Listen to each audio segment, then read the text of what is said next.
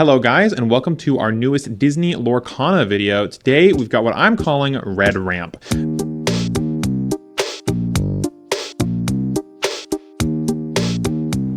This is using a lot of the ramp tools out of the blue sapphire colors, as well as a lot of the payoffs from the red amber color. No, this is red ruby. Haha, I'm slowly learning the color names. I normally just call them by what color they are and not their fancy names, but we're going to try to get their fancy names today if we can. So we're just going to go ahead and kick it off with one jump ahead. This is one of our best ramp tools in the game. It is a 2-mana action song. So in the late game, our characters can sing it. We don't even have to pay the mana for it. And it says, put the top card of your deck into your inkwell face down and exerted. This is very, very powerful. It lets us skip our turn 3 because we play this card on turn 2, get our 3rd mana. Then on turn 3, play our 4th mana. And then we can just go ahead and start playing our 4 drops, which we've got some really strong ones in here for that. Next up, we've got 2 Gramma Tala. This is just to help try to smooth things out. When this character is banished, you may put it into your inkwell face down and exerted. It is a 2-mana 1/1 that only quests for 1, so it's very easy to kill.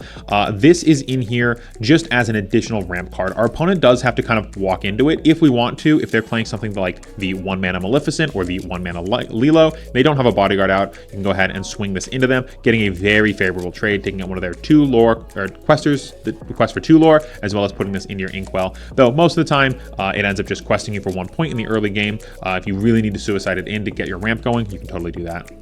And then to round out our ramp package, we've got Mickey Mouse Detective. This is our 3-mana card. He is a 1/3 character that quests for 1 lore. When you play this character, you can pick the top card of your deck, put it face down into your inkwell exerted. This is our other big ramp card, like 1 jump ahead. You really, really want to be mulliganing for these 2 cards. These 2 are almost mandatory for your deck to even function. If you do not find them, you're going to have a bad time.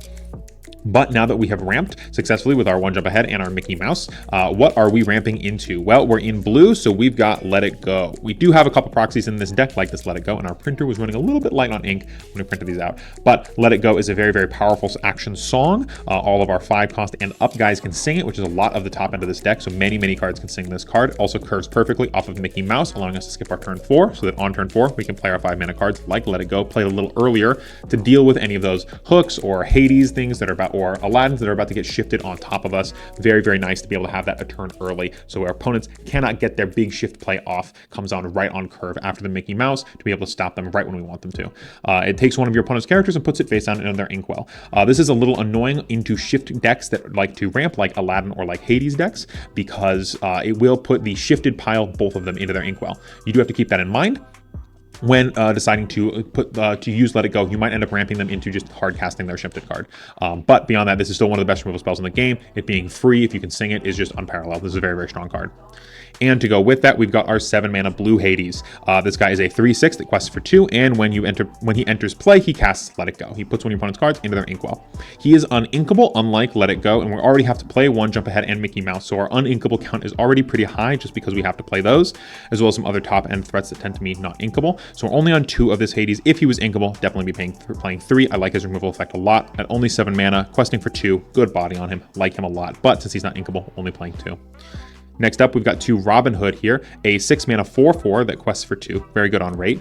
And when you play this card, if you have less cards in your hand than your opponent, you get to draw a card. A lot of the times, we're going to be playing our cards early, getting our ramp cards out of our hand. We're going to be inking pretty much every turn, so we do tend to have not many cards in our hand, so this does replace itself. Also, during your turn, this character gets evasive, very nice at taking out enemy Pascals, enemy Pongos, enemy Tigers, and I think Goofy? I think Goofy has evasive. There's a lot of red cards that have evasive. There's a lot of very powerful purple cards as well that have evasive. So being able to take care of those quite nicely with this guy is very nice. He does only gain the evasive on our turn, which means he's only using it offensively, not defensively, but that's totally fine. If they don't have any evasive cards, you just start questing for 2. He's got a great backup plan. Next up, we've got our 5-mana Maleficent. This is the play that we're trying to play on our turn 5 after our Mickey Mouse. If we have to use Let It Go, we will. But most of the time, we want to be playing a Maleficent. Say a 5-mana 3/6 that quests for 3. Questing for 3 is a lot. This is one of the cards that quests for almost the most in this deck. Questing for 3, especially on turn 5, since you're going to be playing this on turn 4, questing it on turn 5, very, very powerful, really puts you ahead. Next up to go with questing for 3, we've got Mufasa. Comes in just 1 turn after the Maleficent. Still a really good card to get going, especially if you can curve 1 jump ahead into the Mickey Mouse. Then you can play this on your turn 4. Quite nice. The Mufasa is a 6-mana 4/6 that quests for 3. So 1 more mana, 1 more attack. Not ideal, like the Maleficent is better on rate, but just having more bodies to be able to quest is still very, very nice. Just having a variety of effects that can get you where you need to be, still quite nice. Next up, we've got some more removal coming in from red. We've got the Dragonfire. This card also can't be inked to go with our ramp cards. So this is why we don't want to play many cards that can't be inked on top of it. This is just a let it go. Can't be sung, can't be inked, but just kills their card. And this is what we really want to be using to take care of those shift stacks because it just banishes both of them. Just gets them both out of the way, kills them both right then and right there. And to round out our removal, we've got Be Prepared. This is a 7-mana action song that cannot be inked, but it says banish all characters. There's some really good cards to sing this. The Hades is excellent at singing this. He only quests for 2, so we're not, and he has an enter battlefield effect. So once he's done his thing, we're not too worried about him just like taking himself out with Be Prepared. Into some of the aggro matchups, you can cast this as early as turn 5 if you've ramped out, doing a song or just casting it, or maybe singing it off of somebody. Very, very nice. Into the aggro decks, if you take out all their cards, they basically just lose the game. We don't want to be playing a lot of these because it is a very high mana cost. We do need to be hitting multiple of our ramp spells in order to be playing it early, whereas Dragonfire, we only be really hitting 1 in order to be playing it at a reasonable pace in the game because it's uninkable. But it being a song is incredibly powerful. If you have one of your guys sing the Be Prepared, you can quest with some of your guys, then have one of your big guys sing it, then spend your 7 mana to just play another threat into your opponent's face right after you've wiped their board. Very, very, very strong combo. All right, we're going to move these guys around just a little bit. All right, next up, we've got our Aladdin package. We've got 4 Street Rat Aladdins. This guy is a 3-mana 2/2. When he enters the battlefield, each opponent loses 1 lore. We are a ramp deck, so we want the game to get long, but we want to bring the late game to the mid game. But in a lot of these aggro decks, this can be a little hard. So just having this guy to slow them down is very nice. It also curves perfectly into our Shift Aladdin, which can really punish the aggro decks. A lot of the aggro decks characters don't have a very good stats. They just quest for a lot, and that's how they're balanced. And Aladdin really punishes them, taking easy kills and being able to get us 2 lore as well as removing 2 lore from our opponent. Incredibly powerful effect. Next up, we've got the Mickey Mouse, the 8-mana mouse that has evasive. This is one of our major win cons. This card quests for the most in this game. If this card hits the board and your opponent cannot immediately kill it, you win the game. If this guy quests once, you probably won the game. If this guy quests twice, you've definitely won the game. This guy's incredibly strong, and we can play him as early as turn 5 or turn 6 with the right hands. He comes out way too early for your opponents to deal with unless they are holding a Let It Go specifically for him. And that's where the rest of the payoffs come in. Speaking of rest of our payoffs, we've got our 9-mana Maleficent. This card ends up getting inked a lot of the time because it is 9 mana, the most expensive card we've got here by a decent amount.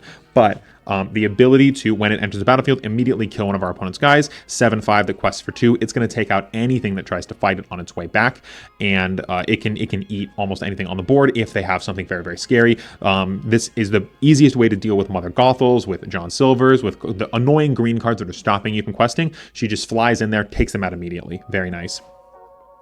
So that is it for our ramp and our top end and our removal suite. But the stuff that we are trying to ramp with early and the stuff that we're trying to ramp into, we do still need a little bit of juice to help the deck smooth out. So we've got our turn 1 play, our Develop Your Brain. This is one of the only 1-mana cards in the deck, but Develop Your Brain is a very powerful effect. It says, look at the top 2 cards of your deck, put one into your hand and the other on the bottom. I am almost always going to be mulliganing for Jump Ahead, Mickey Mouse, and hopefully a Develop Your Brain, though I am prioritizing the Jump Ahead and the Mickey Mouse a little bit more than Develop Your Brain. Having a good turn 1 play is very key for this deck. Helps you get your fixing, helps you find your ramp cards late, or sorry, your ramp cards early and your ramp payoffs late. Very, very nice on just smoothing out the deck. Next up, we've got our 1-mana Flounder. This guy is almost always just going to be mana. He's going to be turned into ink, but in some scenarios, if you want to play him on turn 1 very early, just to try and get ahead on your opponent, still good at doing that. Next up, we've got our 3-mana Jasmine. Just another good body. 3-mana 3/3 that quests for 2, just really good on rate. Just gets in there and just starts questing really quickly. Just a good value pick. Next up, we're running out of room here, so we're gonna have to start putting cards on top of things. So next up, we've got Fan the Flames here. So this is a 1-mana action that says ready chosen character. They can't quest for the rest of this turn. This is primarily going to be used on our Aladdin or our Mufasa and our Hades. This allows you to keep your characters safe after they have quested. The Mickey Mouse and the Mufasa and the... where'd she go? The Maleficent have a big enough health that, or like evasive keywords, that you don't really need to use this to keep them safe. However, the Maleficent, the Hades, the Mufasa, the Robin Hood, sorry, not the Mufasa, the Robin Hood, the Hades, and the Maleficent and the Aladdin definitely really benefit from this card. So what you can do is you can quest with your card, get your lore, then use this to untap them, keep them untapped so that your opponent can't attack into them, and you get to use them again next turn, almost guaranteed. With Aladdin, it goes really crazy. Aladdin never lasts more than one turn. If you're using Aladdin, you're taking some damage back, and then your opponent's just going to kill him because they have to. If you make 2 attacks with this guy, you almost certainly win the game. This allows us to make 2 attacks in the same turn. If we can shift this guy down with 6 mana, which we can get to pretty easily with these, right? We shift this down, we attack into one of their small guys, we untap it, we attack into another one of the small guys. They've lost 4 lore and we've gained 4. We've almost certainly won the game at that point, especially if they're one of the aggro decks that really kind of peters out after it's committed all of its cards. This combo is really strong, and that is why we're playing 4 more effects in Lefou. This is a 2 mana 2/2 that quests for 1, and when you play it, you may ready one of your characters, they can't quest for the rest of this turn. This being a 2 mana body that is a 2/2 helps us kind of round out our curve a little bit more. If you want to play 2 and 4 versus my 4 and 2, that's totally fine. But I like just having the additional body, having the additional pressure to try and attack into our opponent's characters. Our early game is a little weak, and this card only really shows up in the late game, so I just wanted to, or the mid game that we're trying to bring to us.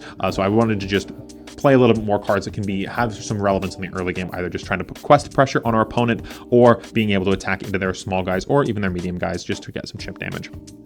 Then, to round out the deck, we've got 4 Pongo. Pongo is a 4 mana 2/3 with Evasive that quests for 2. This card is very strong at just trying to keep up in the mid game.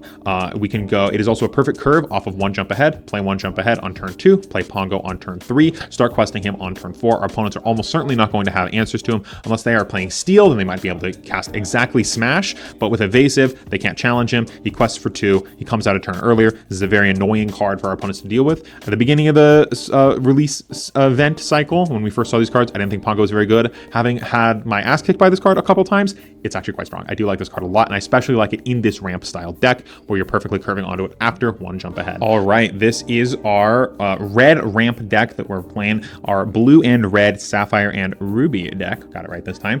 This deck is incredibly powerful. It is very reliant on getting your ramp draws very early, so you do really want to be aggressively mulliganing for those or trying to find it off of our Develop Your Brain. But if you're able to find your ramp cards, this deck is almost unbeatable. This deck is incredibly strong. You've got some very powerful removal effects with between Hades, Let It Go, Dragonfire, Maleficent. You've got some great top end in Mickey Mouse, Robin Hood, Mufasa, Maleficent. You've got great removal, even more great removal in Be Prepared. You've got some really good lore control in Aladdin and Small Aladdin. You got great ramp with Jump Ahead and Mickey Mouse and Gramma Tala, rounding out, smoothing out some of the problems we were having previously with this version of the deck. Gramma Tala is a really great addition to this deck. Yeah, this deck is very strong. If you like winning based on your opening 7, this is the deck to do it with. This deck does one thing, and it does that one thing very efficiently if you find your ramp package. You do need to find your ramp, but if you find your ramp, this deck is almost unstoppable. If you like this video and you want to see more of it, we've got a bunch of deck lists, gameplay, locals gameplay. We're recording some of our locals tournaments that we're having here in Tucson. If you want to swing by, please feel free to. We've got a very welcoming community. We've got more theory videos. We've got some more box openings. We've got some tier lists. Keep an eye out for those. I know those are very fun. I'm very excited for those to hit the interwebs. This is Lorcana release week, so we've got plenty of Lorcana videos coming your way throughout the entire next few weeks. We're really excited about this game, and we hope that you guys are too. If you're excited for more Lorcana videos, just like we're excited to give them to you, keep your eyes here on the channel, and we will see you in the next video. Peace.